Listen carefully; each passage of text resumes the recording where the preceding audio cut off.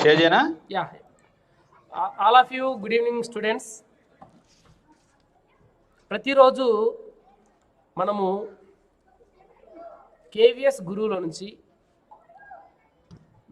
ఉదయము తెలుగు దగ్గర నుంచి సాయంకాలము 7 గంటలకి మ్యాథ్ క్లాస్తో మనము ఎండ్ అవుతున్నాం అన్నమాట. Social class. సో ప్రతిరోజు సోషల్ క్లాస్ అనేది మనకు చాలా చాలా ఎఫెక్టివ్గా ఉంది.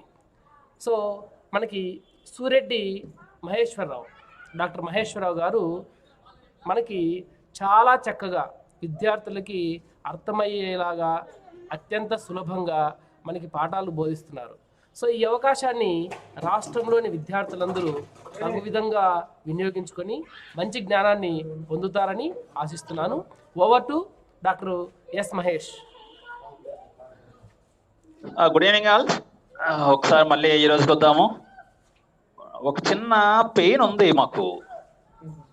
స్కూల్ సబ్జెక్ట్స్ అని చెప్తున్నప్పుడు Telugu, Hindi, English, maths, science, చివరిలో సోషల్. ఓకే, అయినా మేము అలా అనుకోలేదు, మేము వెనుకుండి మిమ్మల్ని నడిపిస్తున్నాము. Good evening students and friends. Today we shall continue the remaining part of the 15th chapter, National Liberation Movement in the Colonies. Yesterday we discussed about that China, 2 different phases, how they got their independence, how they formed their independence. Now today we are going to learn about the another country named Vietnam. You observe that there is Vietnam. Where it is? In Asia, we had the below the China ki kinda undi Vietnam చూసారు కదా, yes ఆకారంలో ఉంది. That's Vietnam. So ఈ వియత్నాంలో ఏ దేశాలు వలస పాలన ఏర్పాటు చేశాయి, దానికి వియత్నాం ప్రజలు ఏ విధంగా ఫైట్ చేసి they got independence and they establish their republic, they establish their own government అనేది ఈరోజు మనం డిస్కస్ చేద్దాము. This is Vietnam now. Vietnam against 2 colonizers, the colonial experience. Yes sir. మీ మౌత్ పీస్ కొంచెం దూరంగా పెట్టుకోండి, కొంచెం దూరం అంతే, కొంచెం. యా ఇప్పుడు చూడండి, ఇప్పుడు ఓకేనా? ఇప్పుడు గట్టి మాట్లాడండి కొంచెం. ఇప్పుడు వినిపిస్తుంది? Okay. Vietnam against 2 colonizers, the colonial experience. Yeah. Now listen.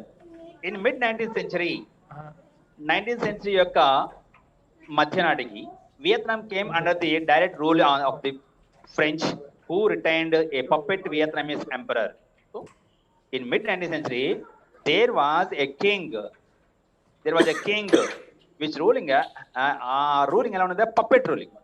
So అటువంటి రాజుని కీలుబొమ్మ చేసేసి వియత్నాం ఏం చేస్తారంటే, ఫ్రెంచ్ వాళ్ళు వియత్నాంలో డైరెక్ట్ రూలింగ్ చేయడం మొదలుపెట్టారు 19th century మిడ్ నాటికి, అంటే 1850 దాటిన తర్వాత.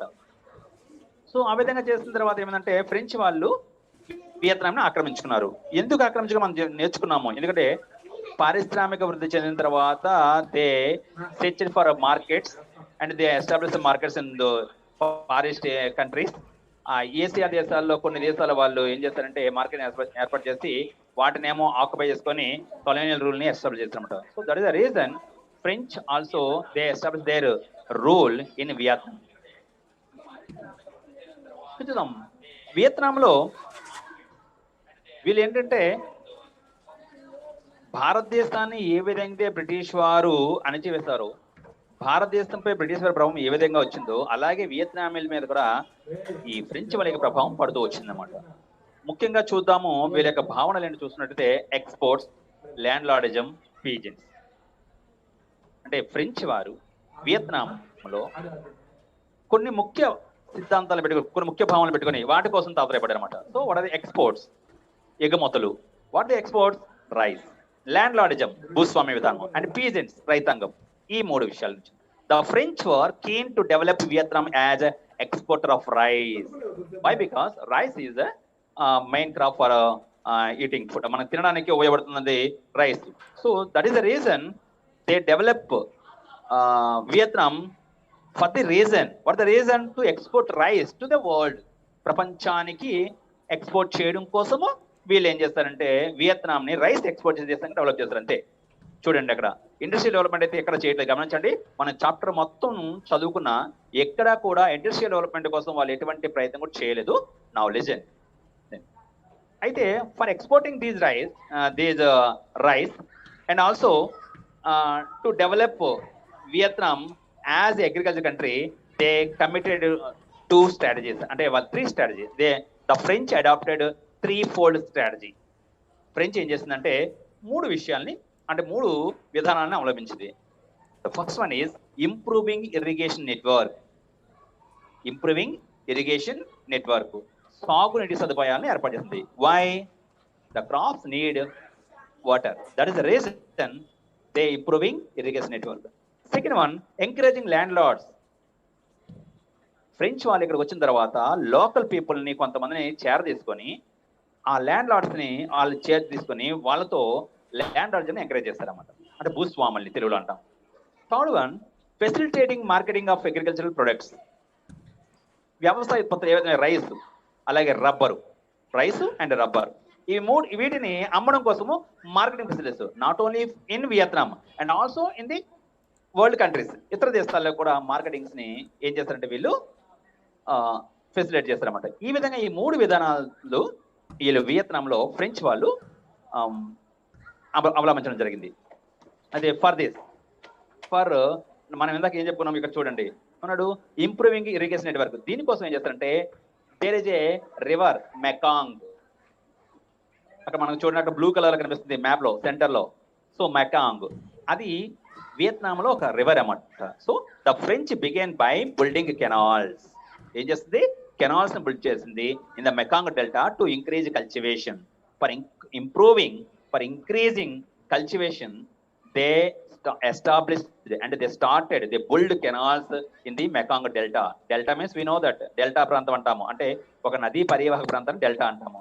ఆ మెకాంగ్ నదీ పరివాహక ప్రాంతంలో కాలువలు నిర్మించి ఆ నది ద్వారా వచ్చేటువంటి నీటిని వ్యవసాయానికి మళ్లించి పంటలు పండించేవారు అన్నమాట. So that is the reason they built canals in the Mekong delta. ఇది దీని నుంచి అంటే శాటిలైట్ చేసినటువంటి చిత్రము. సో ఇది మనకు అంత అక్కర్లేదు, మీరు చూడొచ్చు. Right, the next. అయితే ఆ విధంగా డెల్టాలో అంటే మెకాంగ్ డెల్టాలో వీళ్ళేమో వాటర్ ఫెసిలిటీస్ కల్పించిన తర్వాత పంటలు బాగా పండాయి. ఇది రైస్ బాగా పండింది. So Vietnam exported 2/3 of it's rice production. అక్కడ రైస్ బాగా పండింది. సో పండించినటువంటి 3 వంతుల్లో 2 వంతులు ప్రపంచ దేశాలకి, ఇతర దేశాలకి ఎక్స్పోర్ట్ చేసేవారు అన్నమాట. That Vietnam exported 2/3 of its rice production. By 1931, had become the 3rd largest exporter of rice in the world. Yes, in 1931, Vietnam became the 3rd largest exporter of rice. ప్రపంచంలో rice export చేసే దేశాల్లో 3rd ప్లేస్కి వచ్చేసింది అన్నమాట Vietnam.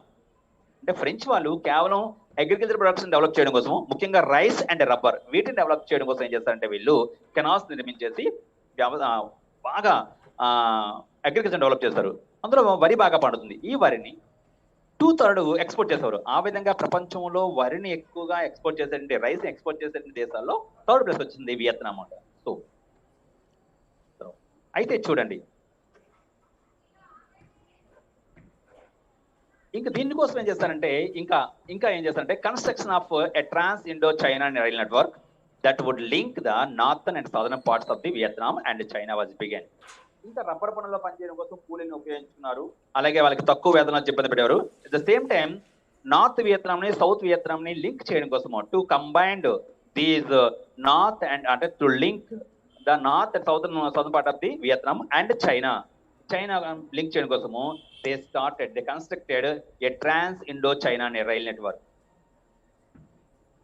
Trans-Indo-China network అంటే Trans-Indo-China network అంటే ఒక రోడ్డుని నిర్మించడం జరిగిందన్నమాట. అలాగే చూడండి, ఇంకా మౌలిక సదుపాయాలు అయినటువంటి ఏవి రోడ్లు, రైళ్లు, ఎందుకంటే వాళ్ళ యొక్క సైన్యాన్ని ఎక్స్పోర్ట్ చేయడం కోసం, సైన్యాన్ని ఇతర ప్రాంతాలకు డిస్ట్రిబ్యూట్ చేయడం కోసం, అలాగే అంటే మొత్తం ప్రాంతాన్ని ఆక్యుపై చేయాలంటే compulsory they need roads. That is the reason they construct some roads and railways also for ఈ ఇండో చైనా కారిడార్ ని కూడా వీళ్ళు నిర్మించడం జరిగిందన్నమాట.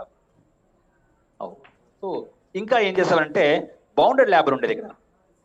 బౌండెడ్ లేబర్ అంటే use in the rubber plantation landlords spread. ఏం చేస్తుంటే ఈ రబ్బర్ తోటల్లో పనిచేయడం కోసము, అంటే రబ్బర్ ను తీస్తారు, మనం కేరళలో చూస్తుంటాం, ఎప్పుడైనా మీరు చూస్తుంటారు, మీకు చూపిస్తాను పిక్చర్ ఇప్పుడు. సో ఆ బలవంతంగా చూడండి అక్కడ బౌండెడ్ లేబర్ ఎలా ఉన్నారో, ఆ బౌండెడ్ లేబర్ ను ఉపయోగించుకొని రబ్బర్ ప్లాంటేషన్ లో వీళ్ళని ఉపయోగించున్నారు. ఎవరు ఇలా చేస్తారంటే ల్యాండ్ లార్డ్స్. ల్యాండ్ లార్డ్స్ అంటే ఎవరు?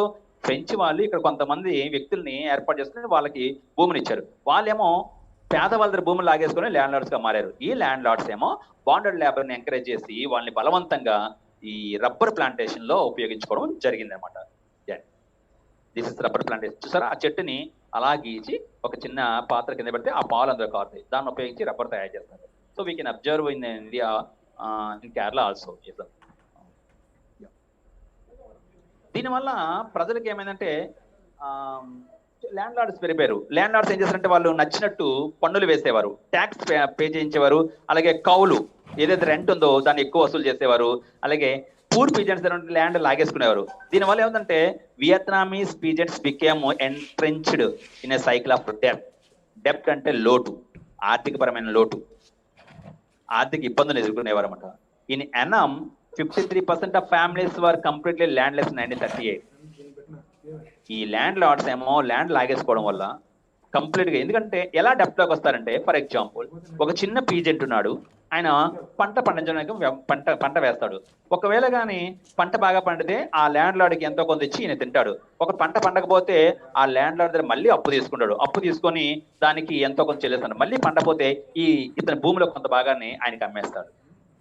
ల్యాండ్ లార్డ్ కూడా అప్పు ఇచ్చేటప్పుడు ఏంటంటే ఒకవేళ నీకు పండకపోతే నాకు ఏమి ఇస్తావు అని భూమి రాయించుకుంటాడు. ఈ విధంగా పంటలు ఒకవేళ పండకపోయినట్లయితే, లేకుంటే ఏంటది దాన్ని ఏమంటాము, ఎక్కువ కౌలు పే చేయాల్సి వచ్చినప్పుడు, అంటే దాన్ని ఏమంటాం రెంట్, ఇవన్నీ చేసేటప్పుడు వీళ్ళు బాగా అప్పుల్లోకి కూరుకుపోవడం జరిగిందన్నమాట.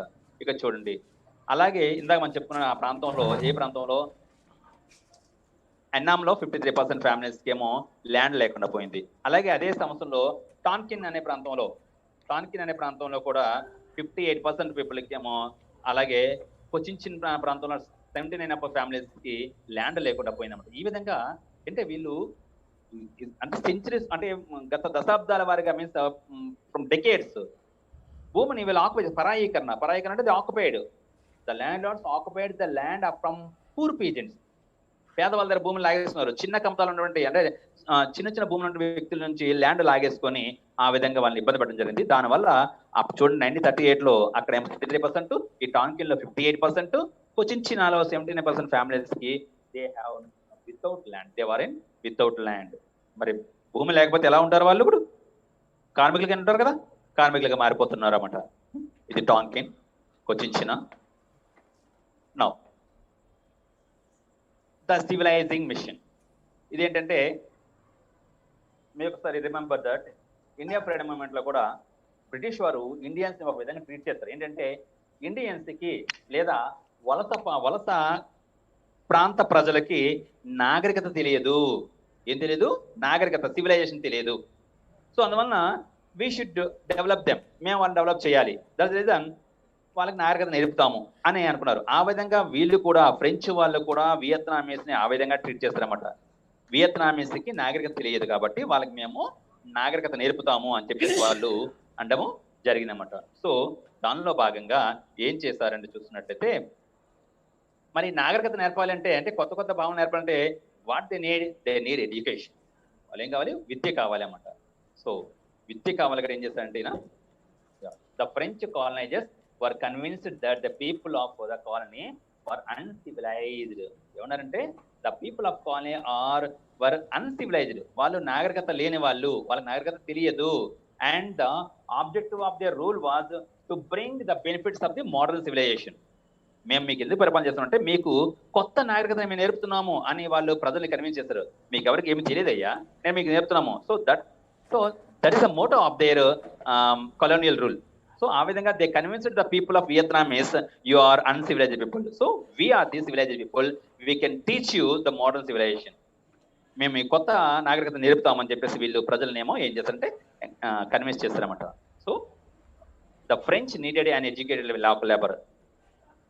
అది ఫ్రెంచ్ వాళ్ళు వియత్నాంలో వచ్చిన తర్వాత ఎందుకు ఏ విధంగా అంటే మీకు నాగరికత తెలియదు అన్నారు కదా, ఎందుకంటే వాళ్ళకి లేబర్ కావాలి. ఏ లేబర్ కావాలి? Educated labour. For example they developed agriculture products, rice బాగా పండింది లేదా రబ్బర్ బాగా వచ్చింది, దాన్ని విదేశాలకు అమ్మాలంటే అధికారి వచ్చి రాసుకునేట్టుగా ఎవరో ఒక లేబర్ని పెట్టి ఆయన లెక్కలు రాయించాలి. ఎన్ని బస్తాలు వెళ్తున్నాయి, ఎన్ని కేజీలు, ఎన్ని టన్స్ వెళ్తున్నాయి, దానికి ఒక లేబర్ కావాలి. సో దానికోసము they need educated local labour. But they fear that education might create problem. అయితే వీళ్ళకి కానీ ఒకవేళ if the Vietnamese may be educated, Vietnamese మనం ఎడ్యుకేషన్ అందించి వాళ్ళకి ఎడ్యుకేట్ చేస్తే అది ప్రాబ్లం అవుతుందేమో, this education might create problems అని అనుకున్నారు. అంటే వియత్నామీస్ కి ఎడ్యుకేషన్ నేర్పితే దానివల్ల ప్రాబ్లమ్స్ వస్తాయేమని భావించారన్నమాట. సో ఏం జరిగింది చూద్దాం. ఏం చేస్తారంటే ప్రైమరీ ఎడ్యుకేషన్ అంతా కూడా చూడండి, ప్రైమరీ ఎడ్యుకేషన్ అంతా కూడా వియత్నామీ భాషను పెట్టారు. సెకండరీ ఎడ్యుకేషన్ వచ్చి ఫ్రెంచ్ భాషను, ఏమంటే వాళ్ళకి ఫ్రెంచ్ లాంగ్వేజ్ ని ఫ్రెంచ్ ఎడ్యుకేషన్ పూర్తిగా అందించలేదు. ప్రైమరీ భాషను ప్రైమరీ లెవెల్లో మాత్రం they introduced Vietnamese language and upper లెవెల్లో మాత్రము they introduced French language, French భాషలోనే ఉండేదన్నమాట. సో ఆ విధంగా వాళ్ళ టెక్స్ట్ బుక్స్ ఎలా ఉండేది, the school text books glorified the French and justified colonial rule. French వాళ్ళని పొగుడుతూ, వాళ్ళ వలస పాలన పొగుడుతూ బుక్స్ ఉండేవన్నమాట. ఆ విధంగా ఎందుకంటే ఒకవేళ కానీ వీళ్ళు వియత్నామీ లాంగ్వేజ్ లో నేర్చుకుంటే, ఉన్నది నేర్చుకుంటే వాళ్ళకి అన్ని విషయాలు తెలిసిపోతాయి. ఎలా తెలిసిపోతాయి? డెమోక్రసీ అంటే ఏమిటి, లేకుంటే అంటే దాని సోషలిజం అంటే ఏమిటి, లేకుంటే రిపబ్లిక్ అంటే ఏమిటి తెలిసిపోతాయి. ఇక దాంతో అన్ని నేర్చుకుంటారు. కాబట్టి ప్రైమరీ ఎడ్యుకేషన్ మాత్రమే వాళ్ళకి వియత్నామీ లాంగ్వేజ్ లో ఉంచి, హైయర్ ఎడ్యుకేషన్ అంతా ఫ్రెంచ్ లాంగ్వేజ్ లో ఉంచి, ఫ్రెంచ్ లాంగ్వేజ్ వాళ్ళకి రాకుండా చేసి ఏం చేస్తారంటే వాళ్ళ టెక్స్ట్ బుక్స్ అనేది ఫ్రెంచ్ లాంగ్వేజ్ లో పెట్టి కొద్దిమంది టీచర్లను ఉపయోగించి చేస్తారు అనమాట. అయితే ఇదేంటంటే ప్రైమరీ లెవెల్లో వియత్నామీ టీచర్స్ బాగా పెరిగిపోయారు, కానీ సెకండరీ లెవెల్కి వాళ్ళు తక్కువ.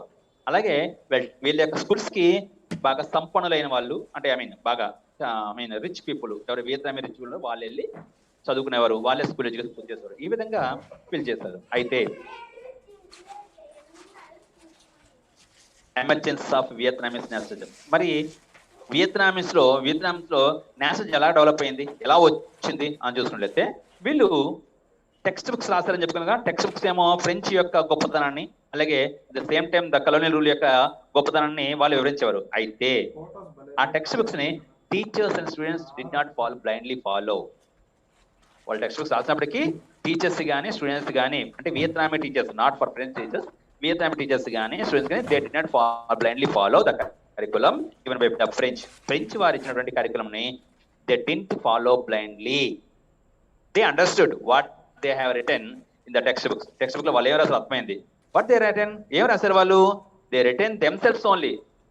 అంటే వాళ్ళ యొక్క గొప్పతనాన్ని వాళ్ళు రాస్తున్నారు అనమాట. అందువలన అంటే ఫ్రెంచ్ వాళ్ళు గొప్పతనాన్ని చాటుకుంటున్నారు కాబట్టి వీళ్ళు బ్లైండ్ గా దాన్ని ఫాలో అవ్వలే. వీళ్ళు వాళ్ళ యొక్క సొంత విషయాలు రాసుకున్నారు తప్పించి అని చెప్పేసి ఫాలో అవ్వకుండా దాన్ని ఏం చేసేవారంటే కొన్నిసార్లు బహిరంగంగా అంటే మీన్స్ ఓపెన్ గా కానీ, కొన్నిసార్లు ఏమో సీక్రెట్ గా కానీ students fought against the కాలోనియల్ governments effort to prevent the Vietnamese from qualifying for white colour jobs. దాన్ని వ్యతిరేకిస్తూ ఇంకా ఏం చెప్పారంటే వైట్ కలర్ జాబ్స్ ఉన్నాయి, అంటే చదువుకున్న వాళ్ళకి ఇచ్చే ఉన్నత ఉద్యోగాలు ఉన్నాయి కదా, ఆ ఉన్నత ఉద్యోగాల్ని వైట్ కలర్ జాబ్స్ ఉన్నాయి అంటే ఆ ఉద్యోగాల్ని మాకు ఇవ్వండి, ఎందుకు మీరు ఇవ్వటం లేదని చెప్పి దాన్ని ప్రొటెక్ట్ చేస్తామంట. అంటే ఏంటి, మనం చెప్పుకునేదాకా ప్రైమరీ ఎడ్యుకేషన్ మాత్రమే వీళ్ళకి అందించేవారు, హైయర్ ఎడ్యుకేషన్ అంతా కూడా ఫ్రెంచ్ లాంగ్వేజ్ లో ఉండేది. ఎంతో కష్టంతో నేర్చుకుంటే వాళ్ళకు ఉపయోగించినారు. అయితే హైయర్ ఎడ్యుకేషన్ చదివిన వాళ్ళు మంచి వైట్ కలర్ జాబ్ చేస్తారు, కానీ ఆ వైట్ కలర్ జాబ్స్ ఎవరికి ఇచ్చేవారు? ఫ్రెంచ్ వాళ్ళకి ఇచ్చేవారు అనమాట. సో లేబర్ ఉద్యోగాలు అంటే ఎడ్యుకేటెడ్ లేబర్ ఉద్యోగాలు వీళ్ళకి ఇచ్చేవారు అనమాట. సో అందువల్ల మాకు హైయర్ ఉద్యోగాలు కావాలని చెప్పేసి కొంతమంది వియత్నామీ ఎవరంటే స్టూడెంట్స్ ఏమో they fat against the colonial governments effort to prevent the Vietnamese from qualifying for white collar jobs. ఈ వియత్నామీస్ ఏమో వైట్ కలర్ జాబ్స్ క్వాలిఫై కాకుండా అడ్డుకునేటువంటి ఫ్రెంచ్ విధానాన్ని వ్యతిరేకించారు. ఎవరు? వియత్నామీ స్టూడెంట్స్ అన్నమాట. అయితే అదే సమయంలో వియత్నామీ స్టూడెంట్స్ ఏం చేస్తారంటే by 1920s students were farming various political parties. అదే సమయంలో ఫ్రెంచ్ వారిని ఎలాగైనా తరిమి వేయాలి కాబట్టి ఏం చేయాలని ఆలోచించి they form some various political parties like party of young Annam. ఆ పార్టీ పేరండి young Annam. It's political party. It's formed by students of Vietnam and publishing nationalist journals. అలాగే జర్నల్స్ పబ్లిష్ చేసే ఉంటారు. దాని పేరు ఏ పేరుతో? The Annamese student. Annamese students అనే పేరుతో జర్నల్స్ కూడా పబ్లిష్ చేసేవారు ఉంటారు. ఈ జర్నల్స్ ఏం చేస్తారంటే ఫ్రెంచ్ వాళ్ళు ఏ విధంగా ఈ వియత్నాం దోచుకుంటున్నారు, వియత్నాం ఎలాగ అణచివేస్తున్నారు, ఆ విషయాన్ని ఏం చేస్తారంటే వాళ్ళు బయటకి చాటేవారు అన్నమాట. ఈ విధంగా ఒక పొలిటికల్ పార్టీని ద సేమ్ టైం ఒక జర్నల్, ఒక పేపర్ ని వీళ్ళు రూపొందించి ప్రజల్ని చైతన్యవంతం చేయడము జరిగింది అన్నమాట ఇక్కడ వియత్నాంలో. ఎవరు? The students of Vietnam. అదే సమయంలో in the early 20th century Vietnamese students went to Japan to acquire modern education. Why? Because the French people or French government introduced primary education Vietnam students in Vietnam, and for the higher education they didn't introduce Vietnam education. They introduced the French language and French education. So that is the reason the people of the students of Vietnam, they went to Japan. ఎక్కడికి వెళ్ళారు? Japan వెళ్ళారు. They went to Japan to learn, to inquire modern education. అక్కడికి వెళ్ళి అక్కడ education ఎలా ఉంటుంది, Japan వెళ్ళగానే జపాన్లో ఎడ్యుకేషన్ సిస్టమ్ వేరే ఉంటుంది. ఇక రష్యా, చాలా ప్రాంతాలు ఉన్నాయి. సో ఆ విధంగా వెళ్ళి అక్కడ ఎడ్యుకేషన్ ఏ విధంగా తెలుసుకోవడం రావడం జరిగింది. ఎవరు? Vietnamese students. So Vietnam students primary objects were, Vietnamese students యొక్క మెయిన్ ఆబ్జెక్ట్స్ ఏంటి అంటే ఎడ్యుకేట్ అయిన తర్వాత వాళ్ళు ఏం సాధించాలనుకున్నారంటే వాళ్ళు ఏమేంటంటే to drive out French from Vietnam. Vietnam నుంచి ఫ్రెంచ్ తరిమివేయాలి. ఫ్రెంచ్ వారిని డ్రైవ్ అవుట్, తరిమివేయాలి. ఎక్కడి నుంచి? వియత్నాం నుంచి. Second, overthrow the puppet emperor. చెప్పానే మీకు ఫస్ట్ లో పప్పెట్ అంటే కీలు బొమ్మ పాలన ఏర్పాటు చేస్తారని చెప్తే ఆ రాజును తొలగించేసేయాలి. పప్పెట్ దీన్ని ఏం చేయాలి? తొలగించేయాలి. Reestablish the Nguyen dynasty. వియత్నాంకి ఫ్రెంచ్ వారు రాకముందు ఎన్గుయన్ డైనాసిటీ కింగ్స్ ఉండేవారు. వాళ్ళు చాలా చాలా బాగా పరిపాలన చేస్తారన్నమాట. సో ఆ డైనాసిటీని మళ్ళీ మనం ఎస్టాబ్లిష్ చేసుకోవాలి అనే 3 ఆబ్జెక్టివ్స్ తో the students of Vietnam they fight against the French. French వాళ్ళకి వ్యతిరేకంగా ఈ 3 ఉద్దేశాలని మనసులో పెట్టుకొని చేసేవారు అన్నమాట. చూడండి, ఎన్గుయన్ డైనాసిటీ వీళ్ళు వియత్నాం ని పాలించేవారు. ఎప్పుడు? బిఫోర్ ఫ్రెంచ్ ఇన్వాడెడ్ ది వియత్నాం ని ఫ్రెంచ్ వాళ్ళు ఆక్రమించుకోక ముందు వీళ్ళు పరిపాలన చేసేవారు. సాంప్రదాయబద్ధ పరిపాలన ఉండేది, జస్ట్ ప్రజలకు అనుకూలంగా ఉండేది. ఈ ఎన్గ్యుయన్ డైనాసిటీని ఎస్టాబ్లిష్ చేయాలని చెప్పేసి వియత్నాం స్టూడెంట్స్ అనుకోవడం జరిగింది అన్నమాట. అదే సమయంలో 1930లో చెప్పుకున్నాం గ్రేట్ డిప్రెషన్ వచ్చింది. Great depression of the 1930s had a profound impact on Vietnam. Vietnam పైన చాలా ప్రభావం చూపింది. ఎందుకంటే వియత్నాంలో పరిశ్రమలు లేవు, కేవలం they depends upon agriculture. They encourage French people encouraged that only 2 crops, rubber and అంటే ఐ మీన్ రబ్బరు మరియు ఇంకేమున్నది వరి, ఇవి రెండనే ఎంకరేజ్ చేస్తారు. అందువలన అలాగే వరిని ఏం చేస్తారంటే ఇతర ప్రపంచ మార్కెట్ కి పంపించేవారని చెప్తున్నాము. 2/3 ఎక్స్పోర్ట్ చేస్తారని చెప్పేసి. మరి ప్రపంచ మార్కెట్ తో కానీ లింక్ అయినట్లయితే ఇక్కడ ఏంటంటే రైస్ ఎక్స్పోర్ట్ చేస్తేనే డబ్బులు వస్తాయి వాళ్ళకి. సో మరి అక్కడ ఎవరు కొనకపోతే ఏమవుతుంది? డబ్బులు రేవు. ఈ విధంగా ఒక రష్యా మాత్రమే ప్రపంచ మార్కెట్ తో లింక్ లేదు కాబట్టి అది గ్రేట్ డిప్రెషన్ తప్పించుకుంది. కానీ ఈ వియత్నాం కూడా 1930లో గ్రేట్ డిప్రెషన్ లో చాలా ఇబ్బంది ఉంది. అంటే రబ్బరు, వరి యొక్క రేట్లు బాగా పడిపోయిన ప్రజలంతా కూడా తిరుగుబాటు చేస్తారు ఫ్రెంచ్ వారికి వ్యతిరేకంగా. They fight against the French. ఎందుకంటే the people of Vietnamese are very poor. Some of landlords are having their land. కొంతమంది ల్యాండ్ లార్డ్స్ కి భూమి ఉన్నప్పటికీ వాళ్ళు ఎక్కువ ట్యాక్సెస్ ని, ఎక్కువ దాని రెంట్ ని వసూలు చేసేవారు అన్నమాట. సో ఆ విధంగా వసూలు చేయడం వల్ల ఏంటంటే ప్రజలకి ఈ డెప్ట్ కాలంలో ఇబ్బంది ఎదురయ్యి ఫ్రెంచ్ వాళ్ళ వల్ల మాకు సొంత భూమి లేకుండా పోతుంది, వాళ్ళు తరిమేయాలని చెప్పేసి ఉద్యమం చేయడం జరిగింది. After the Republican revolution of Sun Yat-sen in China, the Vietnamese too were inspired about new political ideas. Yesterday we discussed about China. In China, that Sun Yat-sen established a republic, isn't it? So ఆ republic విజయం విన్న తర్వాత వీళ్ళకి ఏమనిపించిందంటే మనకి కూడా China లాగే ఒక republic ఏర్పాటు చేసుకుంటే బాగుంటుంది, అట్ ద సేమ్ టైం ఆ విధంగా మంచి పరిపాలన కావాలని చెప్పేసి వీళ్ళు కోరుకోవడం జరిగింది అన్నమాట. అయితే ఎప్పుడైతే ఈ విధంగా జరిగిందో వీళ్ళు అటువంటి పరిపాలన కావాలని కోరుకున్నారన్నమాట. ఎందుకంటే చైనాలో రిపబ్లిక్ వచ్చింది, సనెట్సన్ ఎస్టాబ్లిష్ అయిన తర్వాత ఆ కొమింటాంగ్ పార్టీ వచ్చింది, సిసిపి వచ్చింది. ఇవన్నీ కూడా అంటే ఈ వలస పాలకుల నుంచి తప్పించుకొని వాళ్ళ దేశాన్ని ఎలా అభివృద్ధి చేస్తున్నారో నేర్చుకున్నారు. సేమ్ ఆ లక్షణాలని ఇక్కడ వాటిని పొలిటికల్ ఐడియాస్ ఇక్కడ తెచ్చుకోవాలని చెప్పేసి వీళ్ళు వియత్నామీస్ అనుకోవడం జరిగింది అన్నమాట. సో అదే సమయంలో ఎప్పుడైతే ప్రజలు ఏ విధంగా భావిస్తున్నారో, స్టూడెంట్స్ కానివ్వండి, వియత్నామీస్ కానివ్వండి భావిస్తున్నారో, సేమ్ టైం ఇన్ 1930 ఫిబ్రవరిలో హో Chi min brought together nationalist groups to establish the Vietnamese Communist Party. ఏం చేశారంటే అదే 1930లో ఏం చేశారంటే ఇటువంటి వీళ్ళందరినీ ఏంటది వియత్నాం కోసము ఫ్రెంచ్ ని తరిమి వేయాలని చెప్పేసి యుద్ధం చేస్తున్నారే వాళ్ళందరినీ ఏకం చేసి నేషనల్ అందరినీ ఏకం చేసి ఒక పార్టీ స్థాపించారు. దాని పేరు వియత్నామీస్ కమ్యూనిస్ట్ పార్టీ. దాని తర్వాత కాలంలో దానికి ఏమంటే దాన్ని ఏమంటారు, వియత్నాం కాంగ్ సాన్ డాంగ్ అంటాము. అక్కడ మీకు రాయలేదు, వియత్నాం కాన్ సాంగ్ డాంగ్ ఆ లాంగ్వేజ్ లో అంటాము. అది మనం ఇంగ్లీష్ లో వియత్నామీస్ కమ్యూనిస్ట్ పార్టీ అంటాము. వియత్నాం కాన్ సాంగ్ డాంగ్ మీరు రాసుకోండి, రేపు 1 మార్క్ లో అడిగే అవకాశం ఉంది కాబట్టి. సో వియత్నాం కాన్ సాంగ్ డాంగ్ అనే దాన్ని స్థాపించాడు ఎవరు, హో చి మిన్. ఎప్పుడు 1913 ఫిబ్రవరిలో. దీని తర్వాత it later renamed the Indo Chinese communist party. తర్వాత ఎలా మారింది, ఇండో చైనీస్ కమ్యూనిస్ట్ పార్టీగా మార్చారన్నమాట. దీన్ని గమనిస్తున్నారా? అంటే 1930లో డెప్ట్ వచ్చింది, ప్రజలంతా ఇబ్బందులు పడుతున్నారు. అదే సమయంలో చైనాలో రిపబ్లిక్ సక్సెస్ అయింది.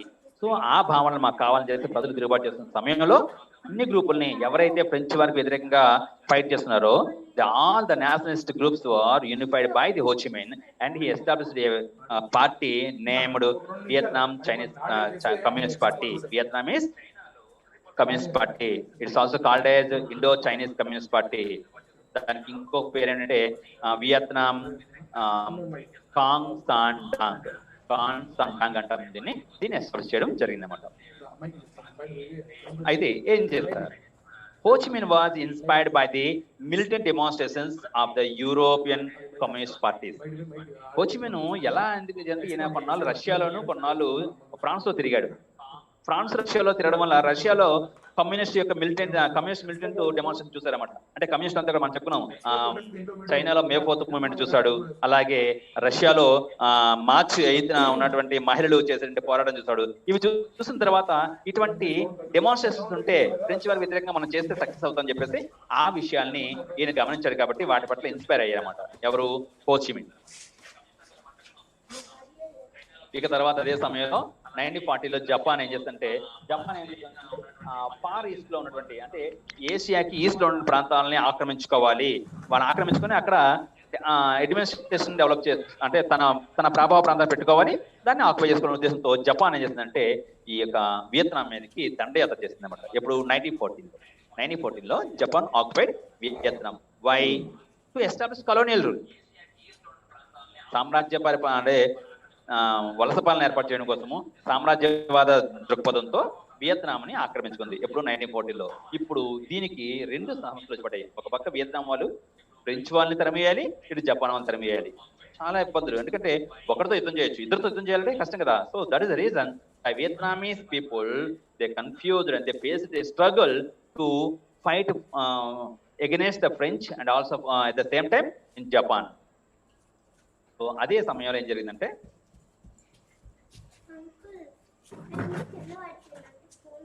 ఆ సమయంలో ఏం చేస్తారంటే అదే సమయంలో ఫ్రెంచ్ ని సెకండ్ వరల్డ్ వార్ జరుగుతున్న సమయం కాబట్టి ఫ్రెంచ్ నేమో జర్మనీ చాలా ఆక్యుపై చేస్తుంది. సో ఫ్రెంచ్ కొంచెం వీక్ అయింది. ఆ సమయంలో ఏం చేస్తారంటే వియత్నాం స్వతంత్ర దాని ఏమంటే సమితి, the league for the independence of Vietnam, the league for the independence of Vietnam అంటే వియత్నాం స్వతంత్ర సమితి అనేది స్వతంత్ర సమితి దాన్ని ఏర్పడింది. దానికి ఇంకో పేరు ఉంది, వియత్నాం డాక్ లాప్ డాంగ్ మిన్. వియత్నాం డాక్ లాప్ డాంగ్ మిన్. ఇందాక ఆయన అంటే వియత్నాం లాంగ్వేజ్ లో ఆ భాష ఆ పేరు అన్నమాట. మన తెలుగులో ఏమంటామో వియత్నాం స్వతంత్ర సమితి అంటాము, ఇంగ్లీష్ లో the league for the independence of Vietnam అంటాము. అది ఇదే వియత్నామీ భాషలో అయితే మాత్రము వియత్నాం డాక్ లాప్ డాంగ్ అంటాము, దాన్నే వియత్మిన్ అని కూడా అంటారన్నమాట. అటువంటి పార్టీ ఏర్పడింది అన్నమాట. ఏం అది అలా వియత్మిన్ అనేది ఏర్పడింది. దానికి అధ్యక్ష ఎవరంటే హోచిమినే. సో వీళ్ళంతా ఏంటంటే వియత్మిన్ fought the Japanese occupation and recaptured Hanoi in September 1943. Ho Chi Minh యొక్క నాయకత్వంలో వియత్మిన్ అంటే ఇందాక చెప్పిన పార్టీ, అదే ఏంటి దాన్ని ఏమంటాము, వియత్నాం స్వతంత్ర సమితి, ఇండిపెండెంట్ లీగ్. ఆ లీగుని ఏమంటాం మనము, వియత్మిన్ అంటాము. ఈ వియత్మిన్ జపాన్ ఓడించి 1945లో సెప్టెంబర్లో జపాన్ ఓడించేసి ఈ హనోయ్ అంటే వియత్నంలో ఒక ప్రాంతము, హనోయ్ను ఆక్రమించుకుంది. ఎందుకు జపాన్ ఓడించగలిగింది 1945 సెప్టెంబర్లో? ఎస్, అంటే 1945 ఆగస్టులో అమెరికా జపాన్ పై బాంబులు వేస్తే జపాను లొంగిపోయింది. సో దట్ ఇస్ ఎప్పుడైతే లొంగిపోయిందో జపాన్ సైనిక శక్తి లేదు కదా, జపాను ఇబ్బంది పడింది కదా. అదే సమయంలో వియత్నాము జపాన్ పై దాడి చేసి జపాన్ చేతుల నుంచి ఏం చేసింది, హనోయ్ని ఆక్రమించుకుంది. ఆ విధంగా 1945లో జపాన్ పైన ఏది వియత్నాము సక్సీడ్ అయిందన్నమాట. జకర్లా నెక్స్ట్. అయితే in 1945 the democratic republic of Vietnam was formed and Ho Chi Minh became chairman. ఎప్పుడైతే 1945లో జపాన్ నుంచి హనోయ్ని ఆక్రమించుకున్నారో అప్పుడు ఈ యొక్క డెమోక్రటిక్ రిపబ్లిక్ పార్టీ వియత్నాంలో ఏర్పడింది. దానికి చైర్మన్ గా ఎవరు వచ్చారంటే హోచిమిన్ వచ్చాడు. ఎందుకంటే ఇతని ఆధ్వర్యంలో వీళ్ళు జపాన్ ఓడించారు కాబట్టి అతను నాయకుడిగా ఎన్నుకున్నారన్నమాట. అయితే ఇతను అధికారంలోకి వచ్చిన తర్వాత ఇతని రిఫార్మ్స్ ఏంటి, ఏం చేయాడు అనుకున్నాం కదా. ఈయన ఏమిటి, రష్యాలో ఫ్రాన్స్లో తిరిగి అక్కడ కమ్యూనిస్ట్ పార్టీ యొక్క మిలిటెంట్ డెమాన్స్ట్రేషన్ తో సక్సెస్ అయ్యి ఇక్కడికి వచ్చి ఇక్కడ ఉన్నటువంటి వాళ్ళందరినీ ఏకం చేసి ఒక కమ్యూనిస్ట్ ఇండో చైనీస్ కమ్యూనిస్ట్ పార్టీని ఏర్పాటు చేసి, అంటే వియత్నామీస్ కమ్యూనిస్ట్ పార్టీని ఏర్పాటు చేసి వాళ్ళందరినీ ఏకం చేసి అతను జపాన్ ఓడించగలిగాడు. జపాన్ నుంచి ఏమో హనోయ్ని తీసుకోగలిగాడు. తీసుకొని ఆ ప్రజలకి వియత్నామీస్ కి ఏదైనా చేద్దాం అనుకున్న సమయంలో ఈయన అధ్యక్ష అయ్యాడు. సో అతని రిఫార్మ్స్ ఏంటి, ఆ రిఫార్మ్స్ ఏంటంటే ఒకటి 25% of reduction of land rents, ప్రజలందరూ కట్టే ల్యాండ్ రెంట్స్ ఏం చేశారు 25% తగ్గించేశారు అన్నమాట. రెండోది the cancellation of all secondary rents. అంటే సెకండరీ రెంట్స్ అంటే కొంతమంది భూస్వాములకి చెల్లిస్తున్నారు కదా, ఆ భూస్వాములకు చెల్లించేటువంటి ల్యాండ్ రెంట్స్ అన్ని కూడా పూర్తిగా క్యాన్సిల్ చేసేసాడు. అలాగే the cancels of all areas in rent owned by tenants. అలాగే అప్పటి వరకు 1945 వరకు ఎవరైతే ఏంటది దాన్ని ల్యాండ్ రెంట్స్ బాకీ ఉన్నారో, కొంతమంది బాకీ ఉన్నారు కదా, చెప్పిన డెప్ట్ వచ్చిందనేసి మళ్ళీ అప్పు చేస్తున్నారు, అదన్నీ కూడా రద్దు చేసేసాడు. చూడండి, కొత్తగా ఉండి ల్యాండ్ రెంట్స్ ఏమో 20% తగ్గించేస్తాడు. అలాగే సెకండరీ రెంట్స్ అన్ని రద్దు చేశాడు. అంతవరకు బాకీ ఉన్నటువంటి రెంట్స్ కూడా రద్దు చేశాడు. Same time redistributing communal land. Communal land means as they occupied, collected, దాన్ని ఏమంటామంటే లాగేసుకొని ఎవరిదండి భూస్వాముల వద్ద ల్యాండ్ లార్డ్స్ వద్ద నుండి భూములు లాగేసుకొని దాన్ని ఏమో రీడిస్ట్రిబ్యూట్ చేసినప్పుడు ఎవరికి, పూర్ పీజెంట్స్ కి. ఆ విధంగా ఈ రిఫార్మ్స్ ని ఈయన హోచిమిన్ తీసుకురావడం జరిగిందన్నమాట. అయితే మరి అదే సమయంలో మనం చెప్పుకున్నాం చైనాలో విమెన్ ఎలా ఉన్నారు, రష్యాలో విమెన్ ఎలా ఉన్నారు చూసుకున్నాము. మరి ఇక్కడికి వచ్చే విమెన్ పాత్ర ఎలా ఉందంటే, women in Vietnam enjoyed greater equality. వియత్నాంలో విమెన్ కి పట్ల విచక్షణ లేదు. సో వాళ్ళు గ్రేటర్ ఈక్వాలిటీ, మెన్ తో పాటుగా వాళ్ళు చాలా ఈక్వల్ గా ఉన్నారన్నమాట. New image of women would emerged. అక్కడ విమెన్ కి ఏమో కొత్త గుర్తింపు లభించింది. ఎలా అంటే ఒక చిన్న సంఘటన జరిగింది. ఏంటంటే 1913లో ఏ ఫేమస్ నోవెల్ బై నాలిన్ అంటే నాట్లిన్ కాదు, నాలిన్ లీవింగ్ ఏ ఫోర్స్ మ్యారేజ్. నాలిన్ అనే పత్రికలో ఒక స్టోరీ వచ్చింది. ఏమొచ్చిందంటే ఒక విమెన్ తనకి బలవంతంగా పెళ్లి చేస్తుంటే బయటకు వచ్చేసి తనకు నచ్చిన వ్యక్తిని పెళ్లి చేసుకుంది. అంటే విమెన్ కి ఆ రోజు అక్కడ స్వేచ్ఛ ఉంది. చైనాలో ఫుడ్ బైండింగ్ ఉంది. ఫుడ్ బైండింగ్ చేసి ఏం చేసి వాళ్ళని ఇబ్బంది పెట్టేవారు అనమాట. వాళ్ళకి స్వేచ్ఛ లేదు. రష్యాలో కూడా ఉమెన్ కి స్వేచ్ఛ లేదు. కానీ ఇక్కడ మాత్రము విమెన్ కి ఏమో ఒక పూర్తిగా గ్రేటర్ ఈక్వాలిటీ ఉంది. సో నాలిన్ అనేటువంటి ఒక పత్రిక రాసింది 1930లో. ఒక women they came out from the దాన్ని ఏమంటాము మ్యారేజ్, అదే పెళ్లి పందిరి నుంచి బయటకు వచ్చేసి షీ మ్యారీడ్ అనదర్ వన్, తను ఎవరికి నచ్చిన వాళ్ళు పెళ్లి చేస్తుంది. ఆ విధంగా విమెన్ కి స్వేచ్ఛ ఉంది ఇక్కడ. అయితే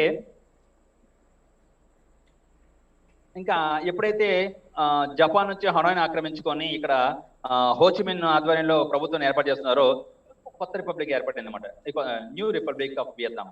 the French tried to regain control by using the Emperor Baodai as their puppet. అయితే ఎప్పుడైతే వీళ్ళు మళ్ళీ ఏం చేసింది, ఫ్రెంచ్ చెప్పాను కదా, జర్మనీ రెండో ప్రపంచ యుద్ధంలో ఫ్రెంచ్ ఆక్రమించుకుంది. సో ఫ్రెంచ్ కొంచెం తగ్గింది. ఆ సమయంలో జపాన్ యుద్ధానికి వస్తే జపాన్ని వియత్నామీస్ ఓడించేశారు. ఓడించిన సమయంలో ఓడించేసి రిపబ్లిక్ ఏర్పాటు చేస్తున్నారు. ఆ రిపబ్లిక్ ఏర్పాటు చేసుకొని ల్యాండ్ టెన్యూర్స్ తగ్గించుకొని రెంట్లు తగ్గించుకొని సంస్కరణలు చేస్తుంటే ఆ సమయంలో మళ్ళీ ఫ్రెంచ్, ఎందుకంటే సెకండ్ వరల్డ్ వార్ గెలిచింది కదా, ఫ్రెంచ్ గెలిచింది కాబట్టి జర్మనీ ఓడిపోతుంది, ఫ్రెంచ్ గెలుస్తుంది. ఆ గెలిచిన సమయంలో మళ్ళీ ఎలాగైనా వియత్నాం ఆక్రమించుకోవాలని చెప్పేసి ఏం చెప్పిందంటే బావోదాయ్ అనే ఒక పప్పెట్ ని రాజుగా పెట్టి ఆక్రమించుకొని ట్రై చేసింది అనమాట ఫ్రెంచ్ మళ్ళీ. అయితే వీళ్ళంతా కూడా తిరిగి 8 years వీళ్ళు తాక్కున్నారు. ఎవరు? చైనీస్ కమ్యూనిస్ట్ పార్టీ, అదే Indo Chinese communist party, Ho Chi Minh యొక్క పార్టీ సభ్యులు 8 years దాక్కొని యుద్ధం చేశారన్నమాట. So after 8 years of fighting the French war defeated in 1954. So వీళ్ళంతా కూడా గెరిల్లా యుద్ధం ప్రకటించేసి ఏం చేశారంటే ఫ్రెంచ్ వారిని ఓడించారన్నమాట. ఓడించేసి and Dien Bien Phu and over 16,000 French soldiers and officers were taken prisoners. ఎక్కడ ఓడించారు? డీన్ బెన్ పు అనే ప్రాంతం వద్ద ఫ్రెంచ్ వారిని ఎవరు ఓడించారు? వీళ్ళు ఓడించారు. ఎవరంటే వియత్నామీస్ అన్నమాట. ఎవరి ఆధ్వర్యంలో? హోచిమిన్ ఆధ్వర్యంలో. చూడండి 1954 వరకు, అంటే 1948 నుంచి 54 దాకా వాళ్ళు ఏంటంటే 8 years అన్నమాట. 8 years వాళ్ళు యుద్ధం చేసి ఫ్రెంచ్ వారిని ఓడించారు. ఎక్కడ? డీన్ బెన్ పు అనే ప్రాంతం వద్ద ఓడించేసి 16,000 మంది ఫ్రెంచ్ సైనికుల్ని అలాగే అధికారులని తీసుకొని వాళ్ళని జైల్లో పెట్టేశారు. ఆ విధంగా వియత్నామీస్ ఫ్రెంచ్ వారి మీద కూడా విజయం సాధించారు. అటు జపాన్ ని ఓడించారు, ఇటు ఫ్రెంచ్ ని ఓడించారు. ఒక చిన్న దేశం, టెక్నాలజికల్ గా అంతగా ఫార్వర్డ్ కాని దేశము, అగ్రికల్చర్ మీద బేస్ అయిన ఒక దేశము అంటే సంఘటితంగా ఏకమయ్యి ఆ ఫ్రెంచ్ వాళ్ళని మరి అటేమో జపాన్ వాళ్ళని ఓడించింది అనమాట. ఇక్కడ వాళ్ళ ప్రైడ్ చూడండి, వాళ్ళ గర్వం చూడండి, ఎంత బాగా కష్టపడారు. అయితే చూడండి ఈ డీన్ బిన్ పూ అనే ప్రాంతం వద్ద వాళ్ళని ఓడించారు అన్నమాట. ఇవన్నీ కూడా అప్పటి దృశ్యాలు. అయితే మరి ఫ్రెంచ్ ఓడించిన తర్వాత ఏదైనా ఒక దేశాన్ని అంటే when the battle is ended and the war is ended, there should be a negotiation, there should be a treaty. ఒక యుద్ధం జరిగిన తర్వాత ఒక సంధి జరగవచ్చు, అక్కడ ప్రతి దగ్గర జరుగుతుంది. సో ఆ విధంగా ఫ్రెంచ్ వాళ్ళు ఓడించిన తర్వాత ఫ్రెంచ్ వాళ్ళకి వియత్నాంకి మధ్య ఒక సంధి జరిగింది అన్నమాట. In the peace negotiation in Geneva. ఎక్కడ జరిగింది ఇది? జెనీవాలో జరిగింది. Accept the division of the country north and south Vietnam. French ఓడిపోయిన తర్వాత జెనీవాలో ఎవరికి అంటే ఫ్రెంచ్ వాళ్ళకి వియత్నాం మధ్య సంధి జరిగింది. ఆ సమయంలో ఏమన్నారంటే వియత్నామీస్ ఒప్పించారు. ఏమంటే వియత్నాం ని 2 పార్ట్లుగా డివైడ్ చేస్తాము, నార్త్ వియత్నాం, సౌత్ వియత్నాం చెప్పేసి.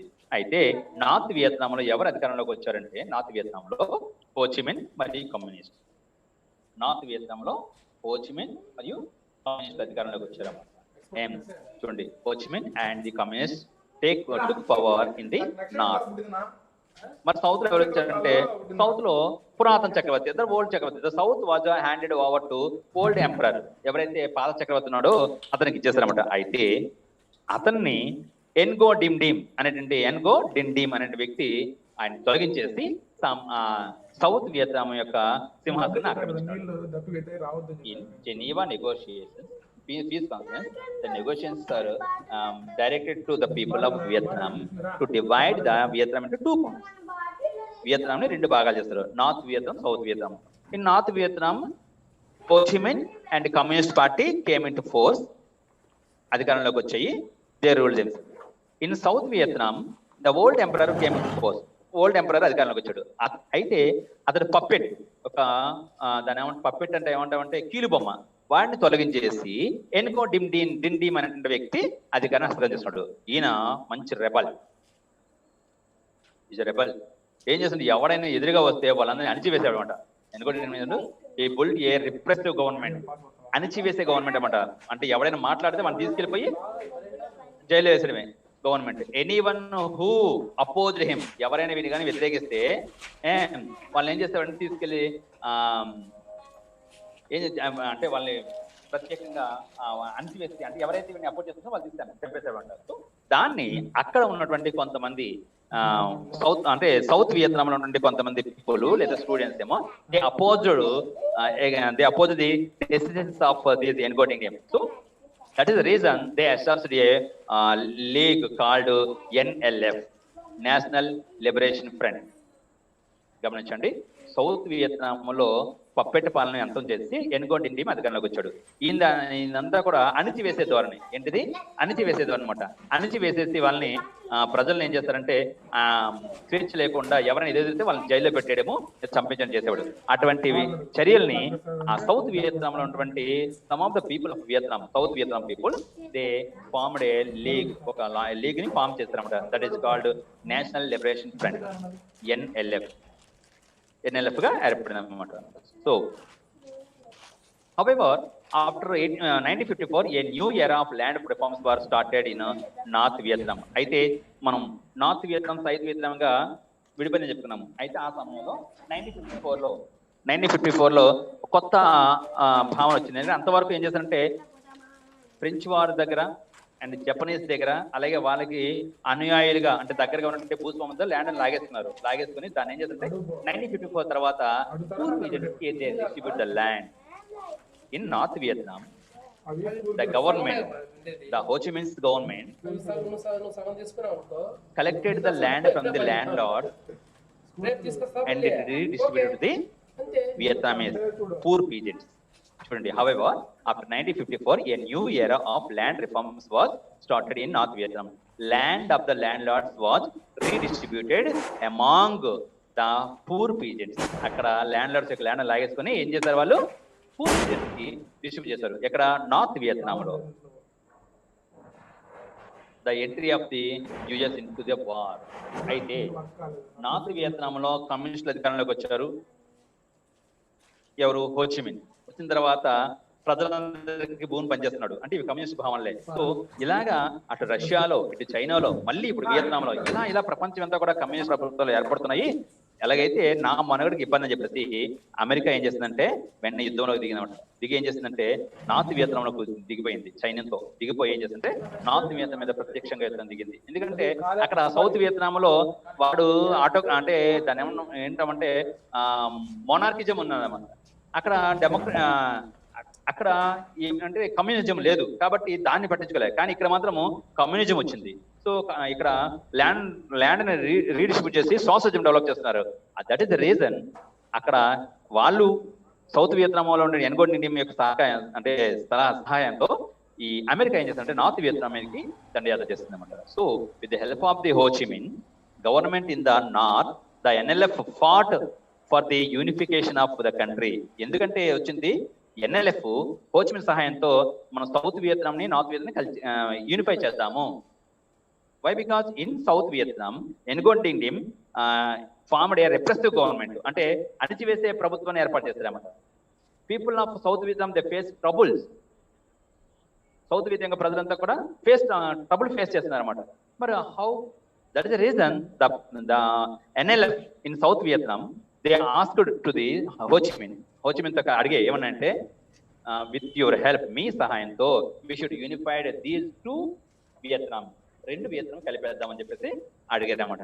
అయితే the US watched this alliance with fear. ఈ విధంగా సౌత్ వియత్నాం అయితే కలిసిపోతే వియత్నాం కట్టిబడిపోతుంది.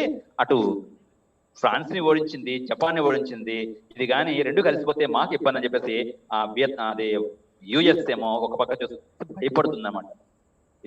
ఎందుకు అమెరికా యుద్ధంలోకి వచ్చిందంటే, అమెరికా నార్త్ వియత్నాంతో యుద్ధం ఎందుకు చేసిందంటే సౌత్ వియత్నాంలో ఉన్నటువంటి ఎన్గోండిన్ టీం యొక్క పరిపాలన సరిగా లేదు కాబట్టి అక్కడ ఎన్ఎల్ఎఫ్ ఏం చెప్పిందంటే హో చి మిన్ ని కోరింది, మీ సహాయంతో సౌత్ వియత్నాం ని మీరు కలిపేస్తాము, మొత్తంగా ఒకే వియత్నాం చేద్దామని అనుకుంటే ఆ విధంగా కలిసిపోతే తనకి ఇబ్బంది అని చెప్పేసి అమెరికా భావించి ఈ కొంచెం భయంతో వచ్చిందన్నమాట. అయితే ఏం చేసిందంటే వెంటనే నార్త్ వియత్నాంలో US troops arrived equipped with like P-52S bombs. అప్పట్లో పవర్ఫుల్ బాంబ్స్ అన్నమాట. ఇంకా అమెరికా ట్రూప్స్ అని, అమెరికా సోల్జర్స్, అమెరికా సైన్యం అంతా ఏం చేస్తుంటే నార్త్ వియత్నాం వచ్చేసారు. దీంతో విమానాలతోని బాంబులతోనే వచ్చేసి అందులో పవర్ఫుల్ బాంబ్ అంటే P-52S అనే బాంబ్స్ అప్పట్లో చాలా పవర్ఫుల్. ఆ బాంబులతో ఏం చేస్తారంటే ఇక్కడికి అమెరికా వాళ్ళు నార్త్ వియత్నాంకి వచ్చేసారు అన్నమాట. వచ్చేసి బాంబులు వేయడం జరిగింది. అయితే చూడండి వీళ్ళంతా American soldiers. So from 1965 to 1972, 12 years, over 34 lakhs US services personnel fought in Vietnam. ఎంతమంది పాల్గొన్నారు? 34 lakhs, 34 లక్షల మంది యుఎస్ సోల్జర్స్, అంటే అఫీషియల్స్, సోల్జర్స్ అందరు కలిపి ఈ వియత్నాం మీద యుద్ధం కోసం వచ్చారన్నమాట. నార్త్ వియత్నాం పైన. చూడండి ఎంత అంటే పర్సనల్ గా తీసుకుందో ఈ అమెరికా. అయితే ఇక్కడ చూడండి మన టెక్స్ట్ బుక్ లో మీకు పేజ్ నెంబరు దీనిలో ఉంటుంది. ఏంటది? పేజ్ నెంబర్ 212 లో ఉంది. ఒక అమ్మాయి డ్రమ్మును తీసుకొస్తుంది. దాని యాక్చువల్ ఇదేంటంటే చూడండి ఆ పిక్చర్ లో అమ్మాయి డ్రమ్ము తీసుకొస్తుందా, ఆ డ్రమ్ము ఏ ఉద్దేశం తీసుకొస్తున్నామంటే ఏ యూజ్ ఫర్ ఎవ్రీథింగ్, ప్రజానికి ఉపయోగం ఉంటుంది. అంటే ఆ డ్రమ్ము తీసుకెళ్లి వాళ్ళు చిన్న చిన్న డబ్బాలు కానీ స్పూన్స్ తయారు చేసుకుంటారు అనమాట. అయితే డ్రమ్ ఎలా వచ్చిందంటే నార్త్ వియత్నాం మీద దాడి చేయడం కోసము, నార్త్ వియత్నాం పై దాడి to attack on north Vietnam, America used agent orange. Agent orange అంటే ఒక ఆపరేషన్ చెప్పండి. అంటే ఈ యొక్క డ్రమ్స్ లో అంటే ఈ డ్రమ్స్ లో వాళ్ళు డ్రయాక్సిన్ అంటే ఒక కెమికల్స్ అన్నమాట. దాన్ని తీసుకొచ్చి పిచికారి చేస్తారన్నమాట. దానివల్ల అంటే మీకు అది చెప్తాను నెక్స్ట్. ఏజెంట్ ఆరెంజ్ లో మొత్తం చెట్లు చనిపోయి నేల నిస్తారం అయిపోతుంది. ఆ డ్రమ్ అది ఓకేనా, డ్రమ్ చూస్తారు కదా, ఆ డ్రమ్ తీసుకొచ్చింది. ద మెటల్ చూడండి, original caption of the picture అంటే ఏ యూజ్ ఫర్ ఎవ్రీథింగ్, ప్రతిదానికి ఉపయోగం ఉంటుంది. ఆ డ్రమ్ కి ఏం ఉపయోగం ఉంది? They made tins and spoons. చూడండి నాపాలం, అమెరికా వాళ్ళు చెప్పుకున్నాము నార్త్ వియత్నాం పై దండయాత్ర కోసము బాంబులతో వచ్చారు. B-52 వేస్తున్న బాంబు చెప్పుకున్నాం కదా, వచ్చేసారు. వచ్చిన తర్వాత ఇంకేంటంటే నాపాలం బాంబులు వేశారన్నమాట. నాపాలం బాంబులు అంటే a deadly bomb which cause intense damage to humans. మానవుల్ని అంటే మనిషిని చంపేస్తే బాంబులు అంటేవి, మనుషుల్ని చంపేస్తే బాంబులు. ఆ బాంబు వేస్తే మనకు క్యాన్సర్ చనిపోతారు అన్నమాట. ఆ విధంగా హ్యూమన్ డ్యామేజ్ కోసము వీళ్ళేమో నాపాలం బాంబ్స్ యూజ్ చేస్తారు. అలాగే చూడండి బాంబులు వేస్తే ఎంతగా వస్తుందో. ఇక తర్వాత ఏజెంట్ ఆరెంజ్. ఏజెంట్ ఆరెంజ్ అంటే ఇది which destroyed plants and trees and made the land barren for long time. చూసారా ఆరెంజ్ డబ్బాలో ఉంది. ఒక డబ్బాలో ఆ కెమికల్ వేసి దాన్ని విమానాలతో స్ప్రే చేస్తారు. ఆ స్ప్రేయర్ ఏమో చెట్ల మీద పడి ఆకులు కొమ్మలు చచ్చిపోయి చెట్లు అన్నవి ఆ నేల అంతా నిస్తరం అయిపోయింది. కొన్ని సంవత్సరాల వరకు, కొన్ని వేల సంవత్సరాలు, కొన్ని వందల సంవత్సరాల వరకు నేల నిస్తరం అయిపోయింది. ఇప్పటికీ ఆ ప్రాంతాన్ని. అయితే ఆ గాలిని పీల్చినటువంటి ప్రజలకేమో లోపల క్యాన్సర్ కానీ లుకేమియా వంటి వ్యాధులు రావడం జరుగుతుంది అన్నమాట. నాపాలం బాంబ్స్ ఏమో మనుషుల కోసం. ఏజెంట్ ఆరెంజ్ చెట్ల మీద ఎందుకు వేసారంటే వియత్నాంలో చాలా ఎక్కువ అటవీ ప్రాంతం ఉంది. అటవీ ప్రాంతం అంటే ప్రజలంతా అడవుల్లో, ఆ కొండల్లో చెప్పిన ఇందాక ఫ్రెంచ్ వాళ్ళకి వ్యతిరేకంగా హోచిమిన్ మరియు అతని యొక్క సభ్యులేమో దాక్కున్నారని చెప్పేసి 8 years ఫైట్ చేశారని. ఆ విధంగా ప్రజలు అడవుల్లో దాక్కుంటే ఈ అడవులు నాశనం చేసేస్తే వాళ్ళు చంపేయచ్చు. అది ప్లాన్ అమెరికాది. టెక్స్ట్ బుక్ మీకు ఇచ్చారు అలాగే అంటే రిఫరెన్స్ కోసం. సో ఆ విధంగా చెట్లు నాశనం చేసేస్తే, చెట్లు నాశనం చేయడం వల్ల ప్రజాగుణం వల్ల చచ్చిపోతారు. అలాగే భూమి నాశనం అయిపోతుంది. వాళ్ళకి మెయిన్ బేస్ ఏంటి? అగ్రికల్చర్ డెవలప్ తగ్గించాలి, దాన్ని నాశనం చేయాలి. So that is the reason. ఆ రీజన్తో ఈ అమెరికా మనుషుల కోసం నాపాలం బాంబుల్ని అలాగే చెట్లు నాశనం చేయడం కోసం ఏమో ఏజెంట్ ఆరెంజ్ ని ఉపయోగించింది. ఈ ఏజెంట్ ఆరెంజ్ చేయడం వల్ల 14% of land, 14% of Vietnamese land, agriculture land destroyed. 40% of agriculture land was destroyed by the using of this agent orange. అడవులు నాశనం అయిపోయి ప్రజలకి ఇబ్బంది కలిగింది. అట్ ద సేమ్ టైమ్ అక్కడ ల్యాండ్ పాడైపోయింది. చూడండి హెలికాప్టర్ తో స్ప్రే చేస్తున్నారు. US army spraying chemical on field. చూడండి అక్కడ ఏజెంట్ ఆరెంజ్ అంటే a deadly poison. Agent orange is a defoliant, a plant killer stored in orange band mark drums. Orange band mark దీని orange అని పేరు వచ్చింది, agent orange అని. So from 1961 to 1971 11 million gallons, 11 మిలియన్ల గ్యాలన్లు spray చేస్తారన్నమాట. Destroy forest and fields, 14% of the countries farm land. చెప్పను మీకు 40% of farm land ని they destroyed with the help of this agent orange. Spray చేస్తారు 11 మిలియన్ గ్యాలన్స్ అంతే. ఎంత cause cancer and brain damage. అప్పటి నుంచి అది ఎఫెక్ట్ అయింది ప్రజలందరికీ. ఆ గాలి పీల్చడం వలన ప్రజల్లో అంటే పిల్లలకి క్యాన్సర్ వచ్చింది, అలాగే బ్రెయిన్ డ్యామేజ్ కూడా వచ్చింది. ఈ విధంగా అమెరికా అకారణంగా దానికి ఉపయోగం లేకపోయినా సరే ఈ వియత్నాంపై దండయాత్ర చేస్తుంది అనమాట. చూడండి అప్పటి దృశ్యాలు. సరే దీన్ని నెట్వర్క్ ఆఫ్ చేసిన, ఇది హాట్స్పాట్ యూజర్ నేమ్ పాస్వర్డ్ని మళ్ళీ సెట్ చేసుకో.